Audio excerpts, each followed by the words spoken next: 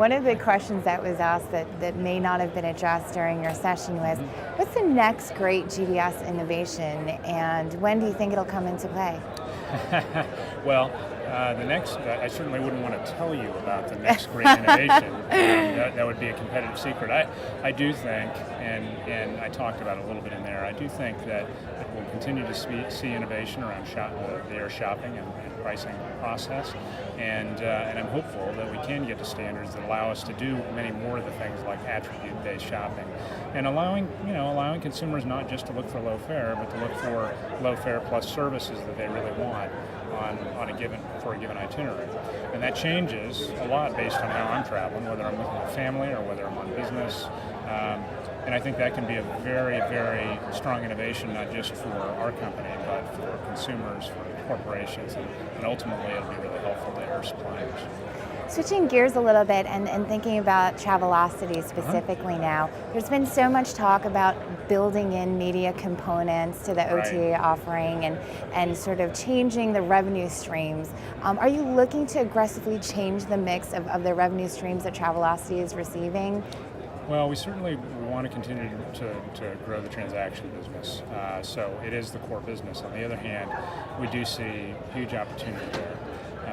In revenues that will come from advertising, and we think we're a very relevant place for advertisers to have their placements.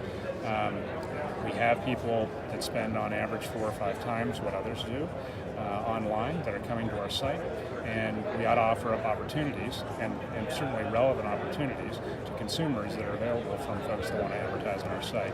So we think it's a big opportunity. We want to provide a great shopping and customer experience on our site. At the same time, we think there's a lot of opportunity to have relevant advertising there as well. Are you considering doing a similar test with providing sponsored links to even potentially your competitors off the Travelocity website?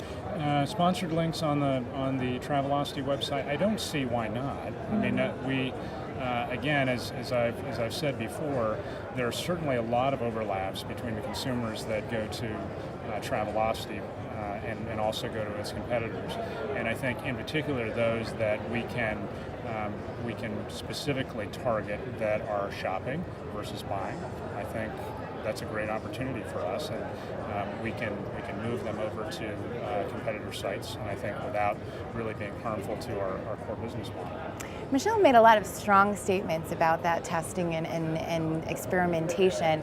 We haven't seen a lot happen yet on the site. I know I Go, You Go is certainly a piece of that air component.